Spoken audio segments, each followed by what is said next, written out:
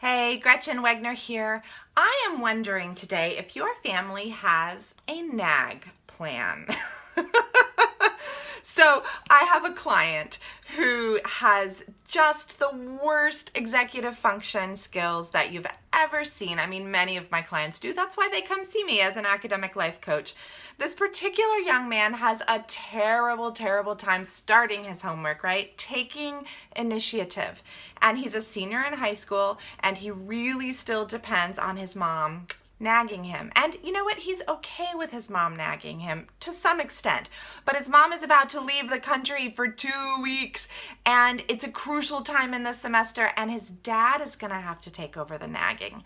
So during our session last week, we looked more closely at what an agreement could be between the dad and the son so that the son won't be quite as ornery, hopefully, fingers crossed, when the dad is nagging him to get his work done. So this is the NAG plan that we came up with, and I wanted to share it with you all in case it's helpful. So the first check mark here is that on weekends they are going to begin and end the day looking at the to-do list and seeing what needs to be done at the beginning of the day and then checking it off at the end of the day, and the son is willing to have that meeting with his father. The second one here, and this was the request from the son, is he would like a check-in every 20 to 30 minutes. And then the dad said, yes, but when I check in the past, you get mad at me. So what should I say when I check in? Good question, Dad.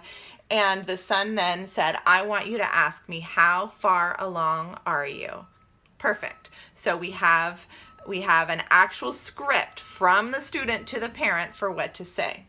Next, the dad asked the son if he would be willing to use the software Self-Control, which makes it impossible to go to certain websites, if the son would turn that on, not for the 15 minutes that he often turns it on for, but for a minimum of an hour, and the son agreed to do that.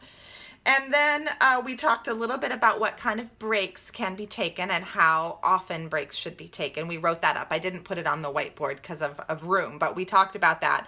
And we discussed that breaks should be should not involve the computer. They should involve something physical, like the trampoline. I have a trampoline in my office that the student used, and the dad loved it so much that he went out and bought a mini trampoline for his son, or going to the kitchen for snacks, that kind of thing. And then finally, we talked a little bit about how the son was going to attempt to respond to his dad's nags.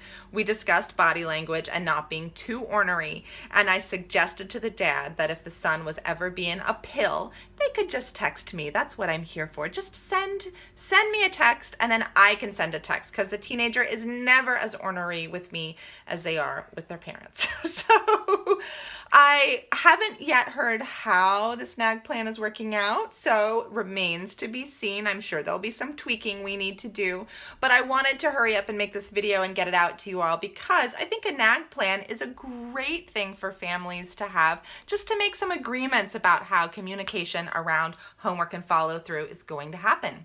If you have any questions, I am always available at Gretchen@GretchenWegner.com, and I'll see you next week in the video. Bye, y'all.